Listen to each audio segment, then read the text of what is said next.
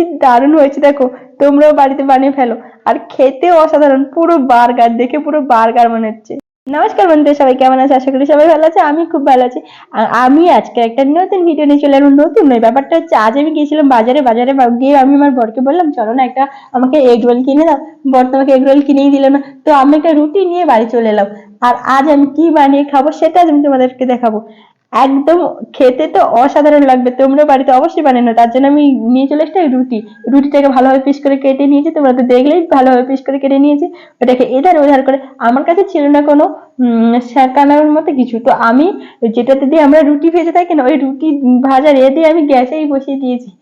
তো এখন বাজে হ্যাঁ রাত হয়ে গেছে, তো এখন আমি দুপাশ ভালোভাবে সেঁকে টেকে নিয়ে তো রেডি মোটামুটি আমার সেঁকা। এরপর আমি ভেজে নেবো ডিম।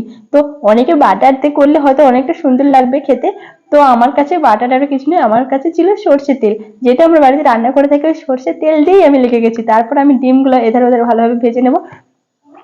আমি কিন্তু দুটো ডিম নিয়ে নিয়েছি, যার যতটা পরিমাণ ডিম লাগে সে ততটাই নিয়ে নাও।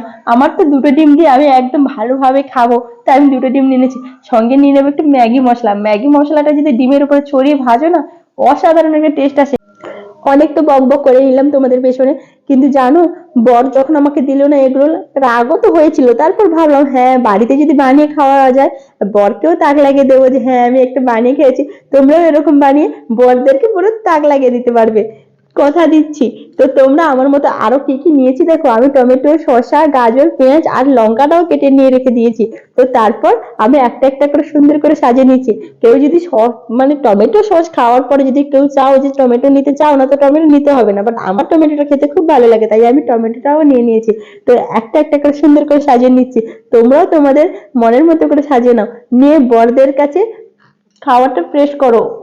মানে বরেরা তো মানে খেয়ে বলবে হ্যাঁ আমার বউ একটা সুন্দর জিনিস বানিয়েছে, বাইরের খাওয়াটা ছেড়ে বার্গার তো ভুলেই যাবে, বারবার এটা বানিয়েই তোমাদেরকে খাওয়াতে হবে। মোটামুটি আমার সাজানো তো কমপ্লিট। উপরে একটু সসটা ছড়িয়ে দিই, তবে তোমাকে দেখতে আরো বেশি সুন্দর লাগবে। তো সসটা মোটামুটি ছড়িয়ে নিলাম। তো তারপর আমি ওপরে এটা চাপিয়ে দেখো কেমন হয়েছে, দেখো কেমন হয়েছে অবশ্যই কমেন্টে জানাবে। আর কে কোথা থেকে ভিডিওটা দেখছো সেটা আমাকে অবশ্যই কমেন্টে জানাবে। তবে আমি আমার মনে জোর পাবো, আর আমি আমার মনে অনেকটা সাহসও পাবো যে হ্যাঁ আমার ভিডিওটা তোমরা কোথা থেকে দেখছো, আর সেটা জানালে। আর আমার পাশে থেকে আর আমাকে অবশ্যই সাপোর্ট করো। হ্যাঁ বর যখন প্রথম আমাকে এগ রোলটা কিনে দিল না, একটু রাগ হয়েছিল। তারপর যখন বাড়িতে এসে বানিয়ে আমি এরকম ভাবে খেলাম, পুরো বর বললো হ্যাঁ দেখো পুরো বার্গারের মতো হয়েছে। বরকে একটু খেতেও দিলাম, তো বললাম মনে আমাকে বললো যে হ্যাঁ খুব টেস্ট হয়েছে। আমিও খেয়ে মনে হলো যে আমার সব রাগ ভুলে গেল, আমার আলাদা একটা ভালো লাগাও শুরু হয়ে গেল। তোমরাও বাড়িতে এইভাবে বানিয়ে খাও, দেখবে খুব ভালো লাগবে। আর বেশি কিছু বলবো না, নমস্কার। আর অবশ্যই আমাকে সাবস্ক্রাইবটা করে দিও আর আমার পাশে থেকো।